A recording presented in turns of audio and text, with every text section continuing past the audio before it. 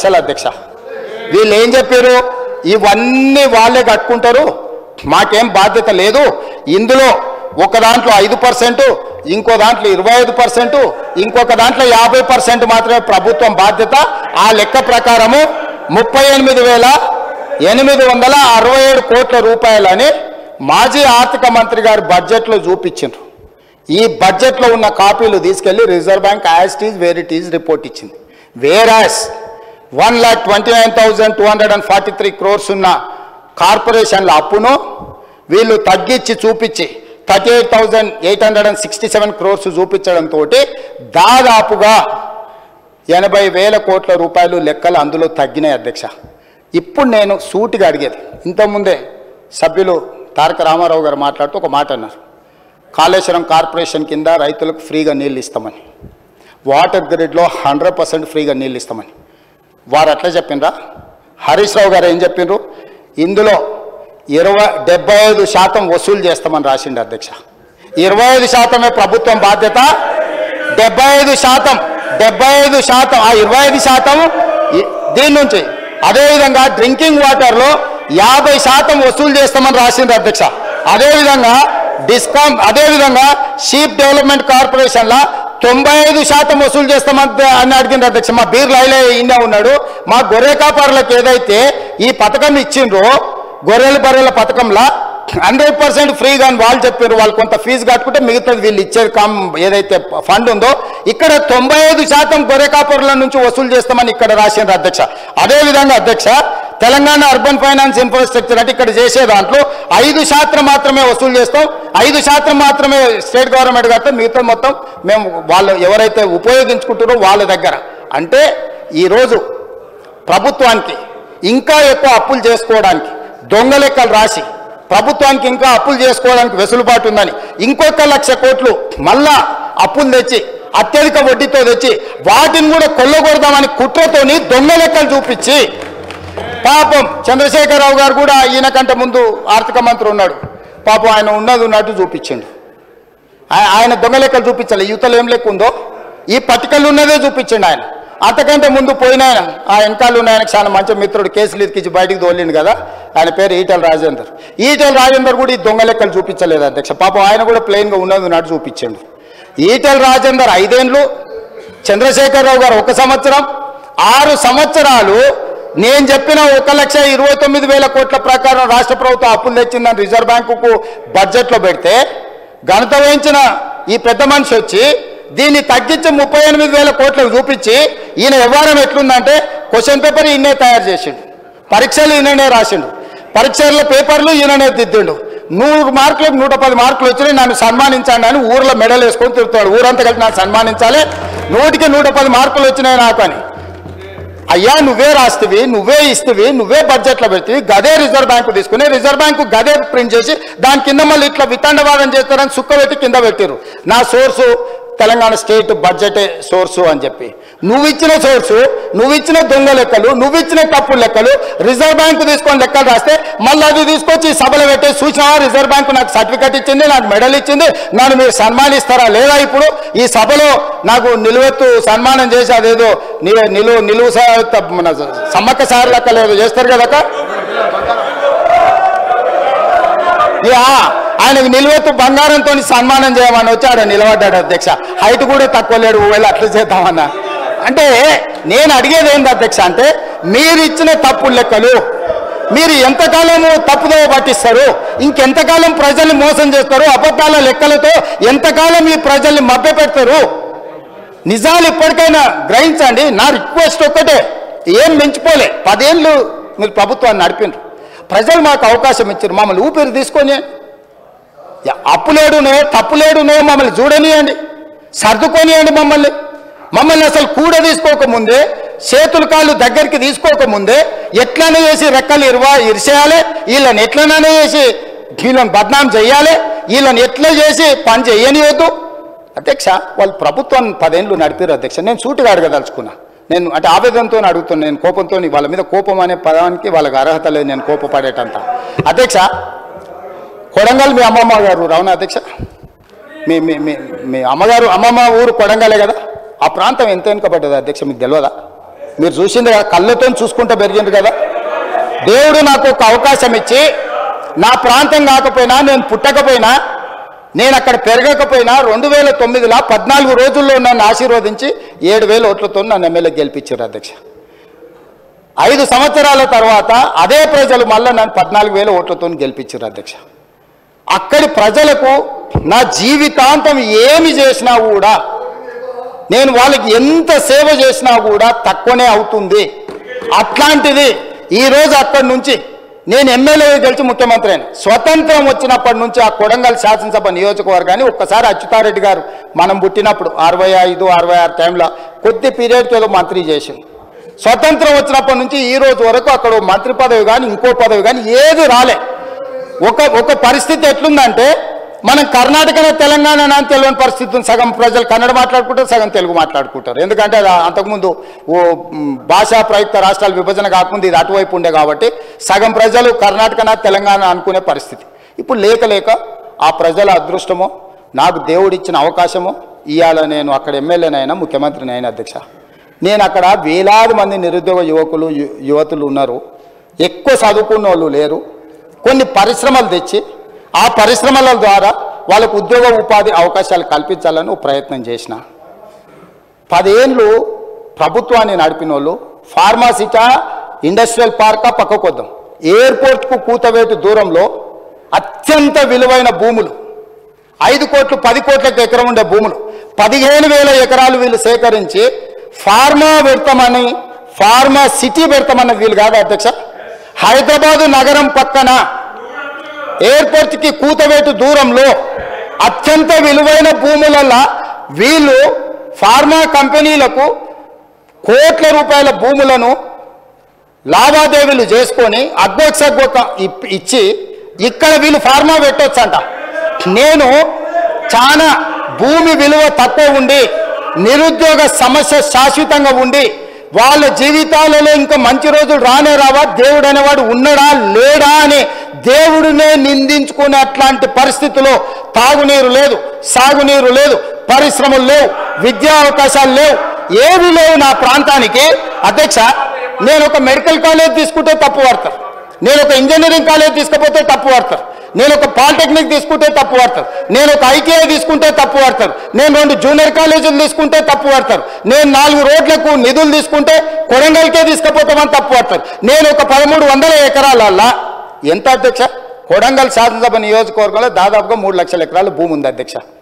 3 లక్షల ఎకరాలల్లా 4 గ్రామాల పరిధిలో, ఒక్క గ్రామం కూడా కాదు, 4-5 గ్రామాల పరిధిలో ఒక 1300 ఎకరాలు తీసుకొని, ఎందుకంటే బోత్ సైడ్స్ నేషనల్ హైవేస్ ఉన్నాయి, స్ట్రాటజిక్ లొకేషన్, ఈ 1300 ఎకరాల పరిశ్రమలు పెడితే ఓ 25,000 మందికో 50,000 మందికో ఉద్యోగ ఉపాధి అవకాశాలు వస్తే వాళ్ళ ఉద్యోగాలతో పాటు ఆ చుట్టుముట్టు కొంత అభివృద్ధి జరిగితే నా ప్రజలకు మేలు జరుగుతుంది.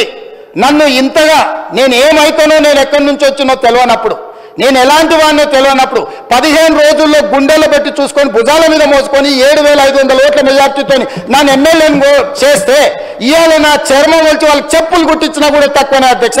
అట్లాంటిది నేను విశ్వాసంతో ఆ ప్రాంతాన్ని అభివృద్ధి చేయాలి, అక్కడ ఉండే నిరుద్యోగ యువకులను ఆదుకోవాలి, అక్కడ విద్య ఉద్యోగ ఉపాధి అవకాశాలు పెంచాలని ఒక 1300 ఎకరాల భూసేకరణ చేస్తే కోట్ల రూపాయలు పంపించి మందు దాగిపించి నా మీద దాడి చేపిస్తే నేను బాధపడకపోతుంటా అధ్యక్ష. నాకు ఇది కొత్త కాదు, ఎన్ని రకాల దాడులు చేసిండో మనం చూసినాం.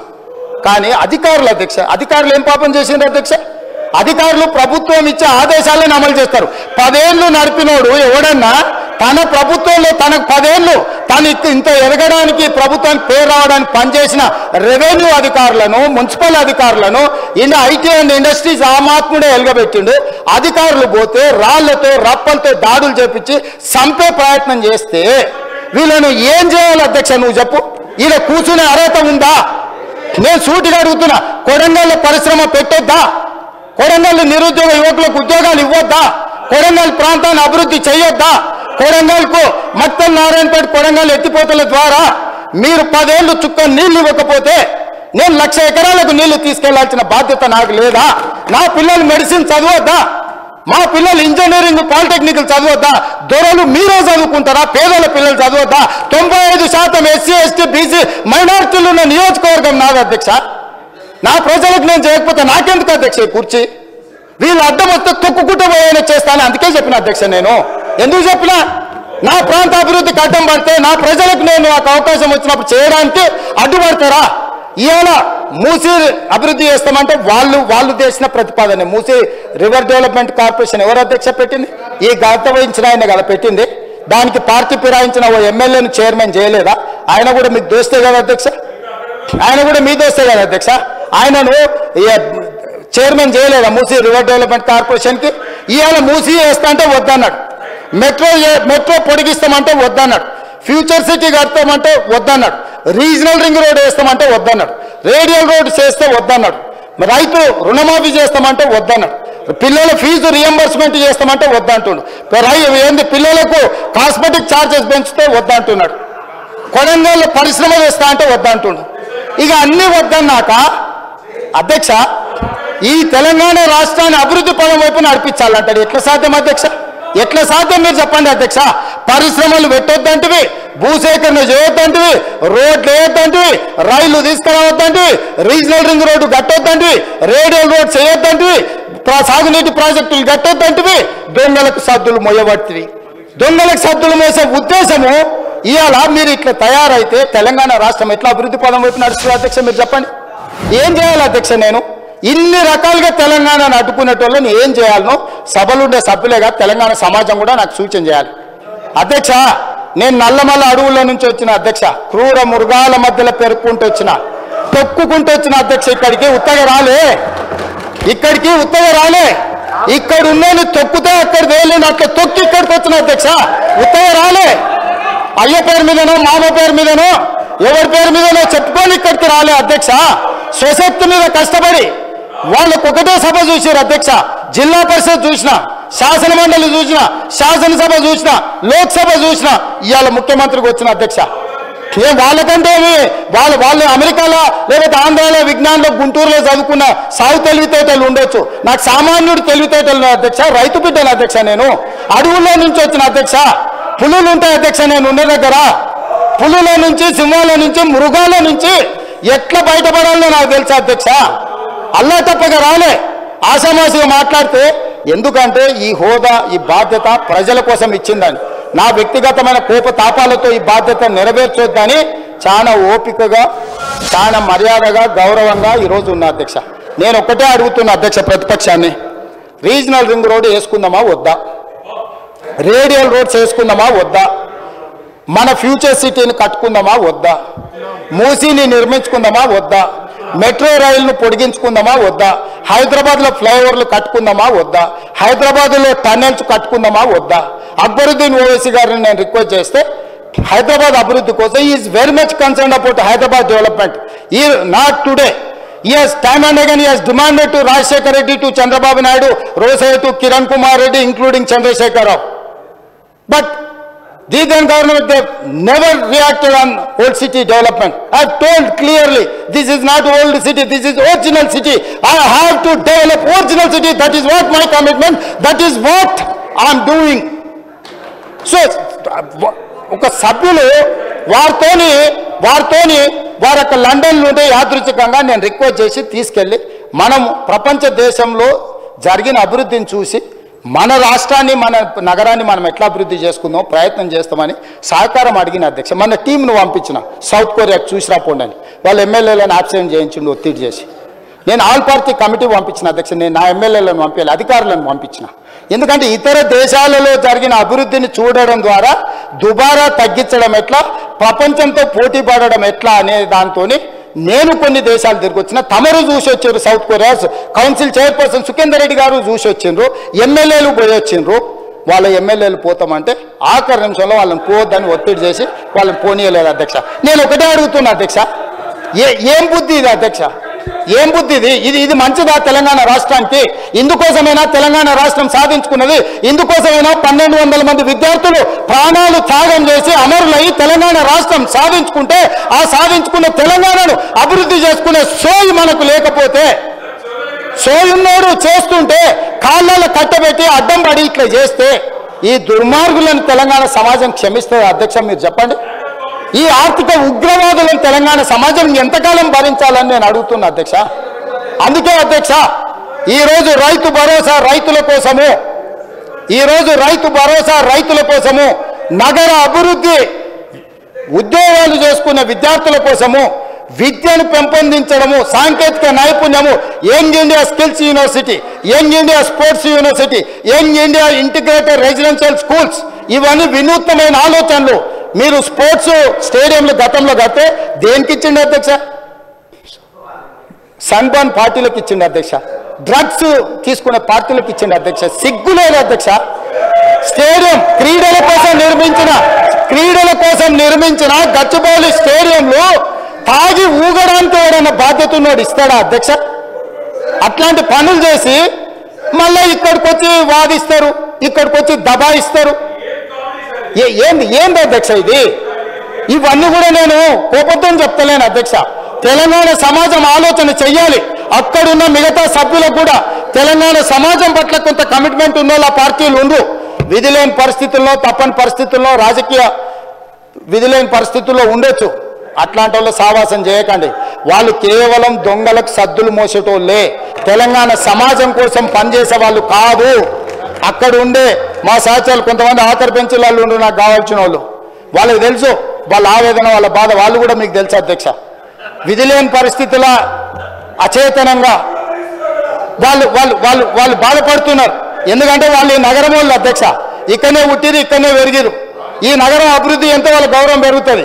ఇవాళ ఈ నగరం పరిస్థితి ఢిల్లీ చూసిరు కదా అధ్యక్ష ఢిల్లీ కాలుష్యం వల్ల బడులు బంద్ అయినాయి వ్యాపారాలు బంద్ అయినాయి పార్లమెంటు బంద్ అయింది అక్కడ ఉన్న వాళ్ళందరూ వలసలిపోతున్నారు ఇతర ప్రాంతాలకు హైదరాబాద్ నగరాన్ని కూడా అట్లా చేసుకుందామా అధ్యక్ష నల్గొండ జిల్లా ఏం పాపం చేసింది అధ్యక్ష మా ఎంకన్నా పదే మాట్లాడుతుంటే మీరు విన్నారు కదా ఏం పాపం చేసి ఫ్లోరైడ్ భూమిలో ఉంటే ఆ ఫ్లోరైడ్ బాధితులు ఇప్పటికీ తరతరాలుగా కాలు వంకర నడుము వంకర ఇవాళ బతకలేని పరిస్థితి నల్గొండ జిల్లాలో ఉంటే ఎస్ఎల్బిసి టన్నెల్ ద్వారా 3.5 లక్షల ఎకరాలకు నీళ్ళు ఇచ్చి ఆ నల్గొండ జిల్లాను బాగు చేయాలని ఈరోజు బ్రాహ్మణవేలి కానీ పిలాయపల్లి కాలువ కానీ ధర్మారెడ్డి కాలువ కానీ ఈ ప్రాజెక్టులని పూర్తి చేయాలని వాళ్ళు కంకణం కట్టుకొని ప్రయత్నం చేస్తే 10 ఏళ్ళు పడవ పెట్టింది అధ్యక్ష ఎస్ఎల్బిసి 32 కిలోమీటర్ల ఆనాడు ఉమ్మడి రాష్ట్రంలో టన్నెల్ పూర్తి చేస్తే 10 కిలోమీటర్ల టన్నెల్ పూర్తి చేయకుండా నల్గొండకు అన్యాయం చేశారు ద్రోహం చేశారు అధ్యక్ష అన్యాయం అన్నది దీన్ని అక్కడ ఉన్న జగదీశ్వర్ రెడ్డి గారిని గుండెల మీద చేసుకొని చెప్పమని వాళ్ళు చేసింది కరెక్ట్ అని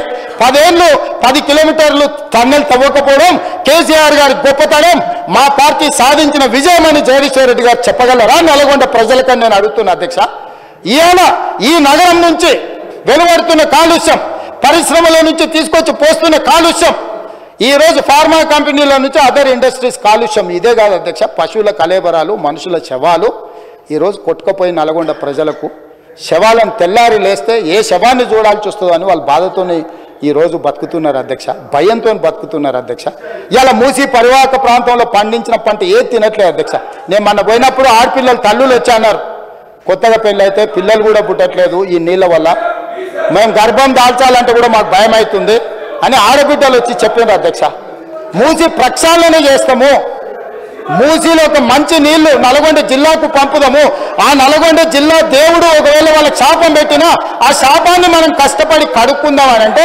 మూసి గట్టొద్దు ఎట్లా కడతావో నేను చూస్తా అంటాడు అధ్యక్ష ఇదేనా అధ్యక్ష ప్రధాన ప్రతిపక్షం చేయాల్సిన పని వీళ్ళు ఇట్లనే ఉంటారు అధ్యక్ష మరి ఆయన ఇదే చెప్పి తోలుతున్నాడా వీళ్ళ నిన్న అక్బరుద్దీన్ ఓవైసీ గారు అదే అడిగారు ఆయన ఇచ్చిన ట్రైనింగ్ ఇదేనా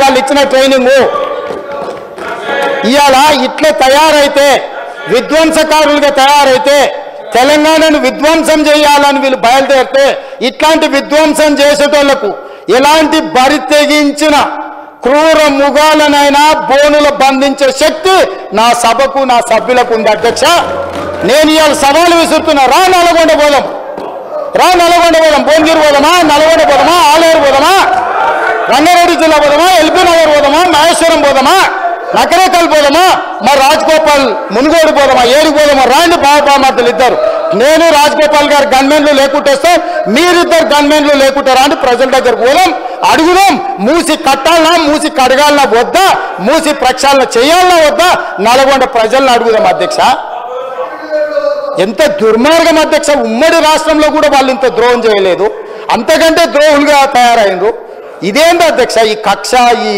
ఈ ఈ రకమైన వ్యవహారము?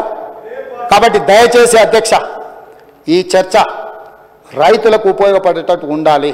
ఈరోజు ఈ సభలో రైతు భరోసా మీద స్వల్పకాలిక చర్చ మా మంత్రి తుమ్మల నాగేశ్వరరావు గారు ఏదైతే ప్రవేశపెట్టినరో దయచేసి పంతాలకు పట్టింపులకు పోకండి. మనం చిన్నగా ఉన్నప్పుడు బట్టలు వేసుకోకుంటుంటాం, కొంచెం పెద్దగా అయినాక నిక్కర్ వేసుకుంటాం, కొంచెం పెద్దగా అయితే ప్యాంట్ వేసుకుంటాం, బాగుపడితే సూట్ వేసుకుంటాం. అంతే కదా అధ్యక్ష? అట్లనే రైతుకు మన వెసులుబాటును బట్టి మన ఆర్థిక స్థితిగతులను బట్టి వాళ్ళకి మేలు చేయడానికి ఎన్నో రకాల ఉపాయాలు ప్రణాళికలు తీసుకొస్తాం. ఈరోజు సరే మీరు మొదలు పెట్టారా, మంచిది, దాన్ని కొనసాగిద్దాం, ఇంకా మంచిగా చేద్దాం, దుబారా తగ్గిద్దాం. దుబారా తగ్గించడం ద్వారా ఇంకా కొంతమందికి ఎక్కువ మేలు జరుగుతుంది, ఇంకా పెంచివచ్చు. ఇట్లాంటివి ఏమైనా ఉంటే కన్స్ట్రక్టివ్ సజెషన్స్ ఇవ్వండి. 10 years మీరు ప్రభుత్వాన్ని నడిపారు, ఆ బాధ్యత మర్చిపోకండి. 10 సంవత్సరాలు ప్రభుత్వం నడిపిన వాళ్ళు ఎంత బాధ్యతాయుతంగా నడిపించాలి. మొదటి సంవత్సరం, ఇంకా సంవత్సరం, ఈ నిన్నగాక మొన్ననే సంవత్సరం పూర్తి చేసుకున్నాం.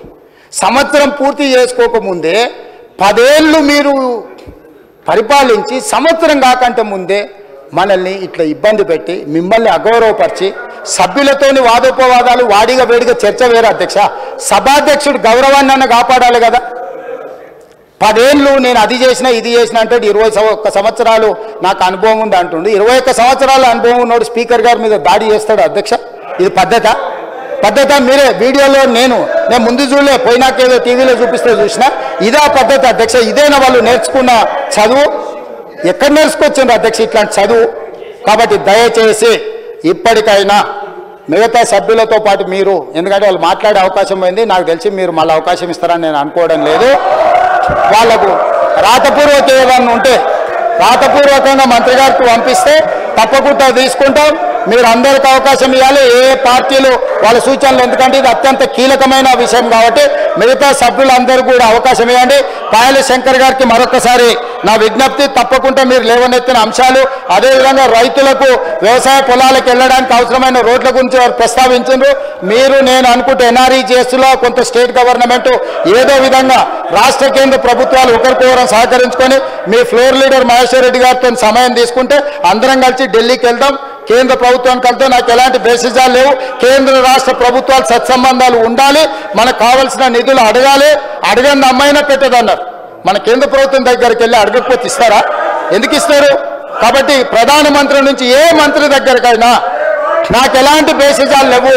తెలంగాణ రాష్ట్ర ప్రజల కోసం ఎక్కడికైనా నేను వస్తా, ఎవరినైనా నేను కలుస్తా. నేను ముఖ్యమంత్రి అనే అహంభావము అహంకారము నాకు లేదు. నేను ముఖ్యమంత్రి అంటే బాధ్యత అనుకుంటున్నా. ఈ బాధ్యతను నేను ప్రజల కోసం వినియోగించాలనుకుంటున్నా. ప్రధానమంత్రి నుంచి ఏ మంత్రి దగ్గరికైనా తెలంగాణ రాష్ట్ర అభివృద్ధి కోసం ఉపయోగపడే ఏ పెట్టుబడిదారుడు వచ్చినా నేను కలుస్తాను. 24 గంటలు ఈ తెలంగాణ కోసం పనిచేస్తా. ఆ విధంగా ముందుకు తీసుకెళ్తే రైతు భరోసా మీద మాట్లాడిన సభ్యులు లేదంటే వాళ్ళకి అవకాశం ఇచ్చి వాళ్ళని కూడా చెప్పనివ్వాల్సిందిగా కోరుకుంటూ సెలవు తీసుకుంటున్నా అధ్యక్ష.